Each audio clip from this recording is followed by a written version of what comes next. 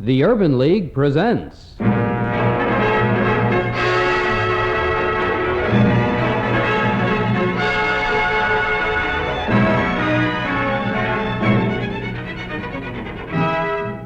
The Urban League presents The Negro and the Political Community. Today's program, a discussion of one of the problems affecting New York's minorities, is produced by the School of the Arts of New York University for the New York Urban League. Our guest today is Mr. James E. Booker, former political editor of the New York Amsterdam News and now a columnist for the New York Amsterdam News. Now here is our host, Dr. Thomas Patrick Milady. I realize, Jim Booker, that after a few phone calls that came in following our program last week, that in addition to being a commentator on the press, you are, as a result of your weekly column in the New York Amsterdam News, known as quite an excellent interpreter of political affairs and the American Negro community. And as St. Thomas Aquinas said, the most interesting thing in life is politics. So while those who phoned in found your remarks on the Negro press interesting, they've suggested that we have another program and discuss the American political climate, the American Negro, and civil rights. And I think that's rather appropriate for us to do, since in terms of history, the next national election is just around the corner. We're interested in the educational aspects of political climate, the role of the American Negro. Here in the city of New York, what would you say are the main influencing factors of the majority of our American Negro peoples? Let's define that, Jim. Let's say the majority of our American Negro peoples are those essentially living in the ghetto. They do constitute the American Negro majority in New York City. What are the driving forces that influence them on who they're going to vote for? Tom, it's a pleasure for me to be back here this week, and I do want to say I enjoyed being with you last week, and I know I will today. I would say this in answer to your question, that the Negro communities in New York vote basically according to an emotional area above and beyond the total community. For instance, let me put it this way, in another way, the New York Negro voters have been predominantly Democratic since 1932, when they switched from the Republicans to the Democrats, and they have been 75 to 85, and in some elections 95%, particularly the Goldwater election of 60, 95% Democrat. The Democratic Party at that point, during the Depression period, became the party of the small people in their minds, and they have been still voting on this emotion. There has been somewhat of a trend of the last few years to go back a little to the Republican Party, because Mayor Lindsay and Governor Rockefeller did campaign for their votes and brought their party down to talking about the bread and butter issues. And this is, I think the bread and butter issues are the emotional appeals that the Negro votes for. Hmm? Jim, let's think of the use of voting as an instrument of political power. We know that since 1932, the majority of our Negro peoples have been voting Democrat, registered Democrat. There was a tendency to depart from that pattern in the case of several Republican personalities. Some have talked in the past of minority groups using a third party. They were the movements we know of the 19th century. We know that the third parties have never sustained themselves as permanent fixtures on the American political scene, but they've been used at the right moment to get a point across, to bargain, so forth. One might say the Liberal Party in the state of New York has formed a role similar to that. Several weeks ago, several political leaders in the Harlem community talked about the formation of a third party. I haven't gotten too many of the details, but was the thinking behind that this third party would max the power of that community, and with that power, they could then negotiate with the two other parties? Yeah, well, that third party was in preparation for the special election, and the feeling there was that both the Democrats and the Republicans had a hand in the ouster of Congressman Powell, and they wanted to show what, while they were interested and united in support of the congressman, that they did not want to give the votes to either party, but to show this sizable independent force. I would say this, that there has been talk over the past several years during this height of the Civil Rights Revolution of creating an all-black party. In Alabama, they've talked about Black Panther parties, and Stokely Carmichael and Floyd McKissick have talked about all-Negro parties. I would say generally there will be attempts on this, and there will be increasing attempts in the next few years in many Negro communities to create a third-party power force. I do not think that this will be successful, however, because I believe that the majority of Negroes want to become part of the total power structure and part of the total segment of American life.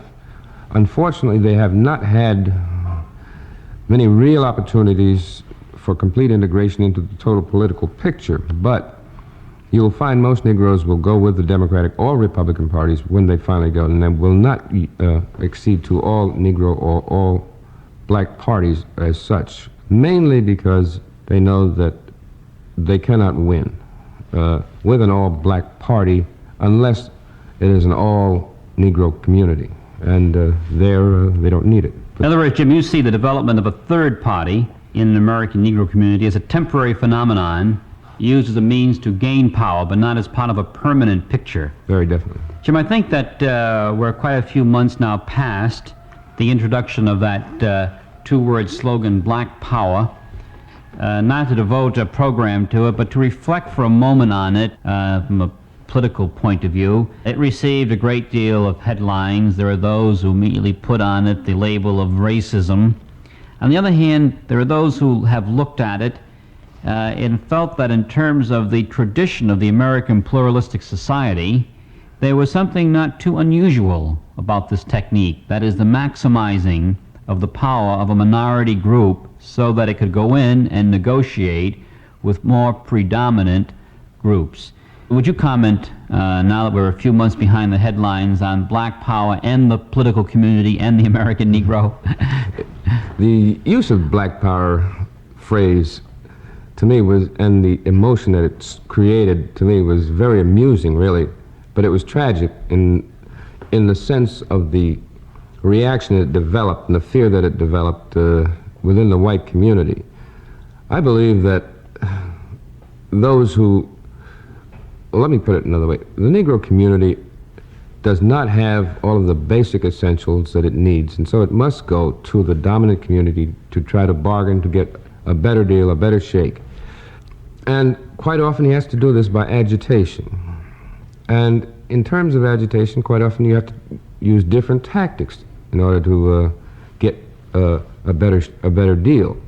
When it was first discussed, and black power was nothing new, the use of the phrase, Negroes have been using it in Negro communities for umpteen years. I believe the first time I heard the phrase black power and organizing the Negro potential within the community was when I first started out as a reporter back in 1948. And it had been used much before that. But it had not become a phrase that the white community was used to or paid too much attention to until the riots in many cities, and then when the phrase started being used, people started associating it with the riots. It was only, and it is only, a phrase that Negroes will use in the sense of saying, look, let us work together, work in closer cohesion together to get a better deal within our own groups. I will say this, that there is a strong attempt, not only locally but nationally by Negroes, to get a better shake in terms of the total political picture. Today we have more than 300 Negroes in state legislatures throughout the country.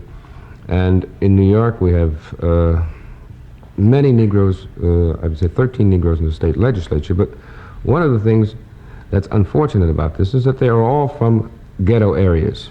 And in maximizing the Negro political potential, there will have to be some attempts to get Negroes to elective office from outside of just all ghetto areas. That clearly, Jim, is part of this American dream that we have, that will all, in the final analysis, be regarded as American citizens, and a person from one religion can represent another. We've pretty much gotten to that point. We weren't there 50 years ago. The next point is that a member of one race can represent another, and probably the only state that we could point to is this new state of Hawaii, which can teach us a few examples, even as a new state, about pluralism and equality. And I would say Massachusetts with Senator Brooks' election, where you only have a 4% Negro Yes. population. You would regard that, Jim, as an encouraging sign. That was the election of Senator Brooks from Massachusetts. I think it's a very encouraging sign, and I think that we can look forward to some things like this happening in other states in the near future. Jim, we have an election just around the corner, a national election. What role is civil rights going to play in that election? I think civil rights is going to be a very important test in this election. Already, we're seeing the forces of reaction and conservatism making certain pressures and demands on congressmen and legislators and delegates. And on the other hand, the Negro community is beginning to register and vote, and I think the Negro community is going to want greater civil rights activity. And I think for the first time in this generation, we're going to see an overwhelmingly large Negro vote in your major cities, and it's going to be almost a balance of power vote, I believe, in many southern cities, whereas up to now the forces of the Dixiecrats have been able to control that. And I think the candidate who comes out strongest will get the Negro vote in your major cities in the north and may attempt and even win some of your southern communities as against those who are not in favor of it. You see then, Jim, candidate voting and issue voting rather than party voting in the urban centers among our Negro citizens. I would say very definitely, and this will also, I think, in the 68 elections, we're going to see more Negro congressmen elected, and I think you'll see at least a half a dozen cities electing Negro mayors, as Flint, Michigan has already done, as Springfield, Illinois has already done, and as Gary, Indiana may do this year, and as Newark stands to do within the next 2 or 3 years. And I think this is going to be the kind of trend, and I think this will be a civil rights kind of climate being built up in many of these major cities. Well, it's been very good to be able to answer the request that came in, to have Jim Booker back. Last week we discussed the Negro in the press. Today, the American Negro, the contemporary political climate and civil rights. This is a role which the New York Urban League is happy to play, to stimulate a discussion of these facts concerning racial harmony, because they concern and are related to every American, regardless of his color or creed. Thank you, Jim, very much for being with us.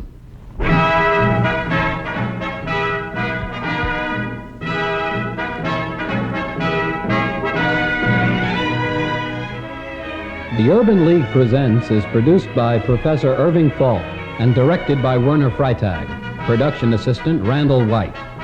The views expressed on this program do not necessarily reflect the views of New York University, the New York Urban League, or this station. Our aim is to bring these problems out in the open, in the hope that full and free discussion will result in thoughtful and constructive solutions.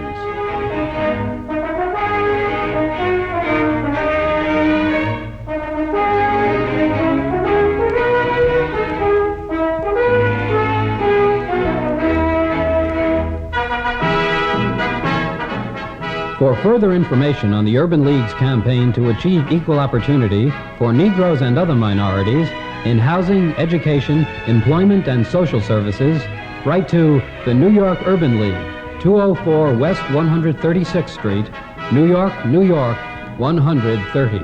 This is Peter Heller speaking.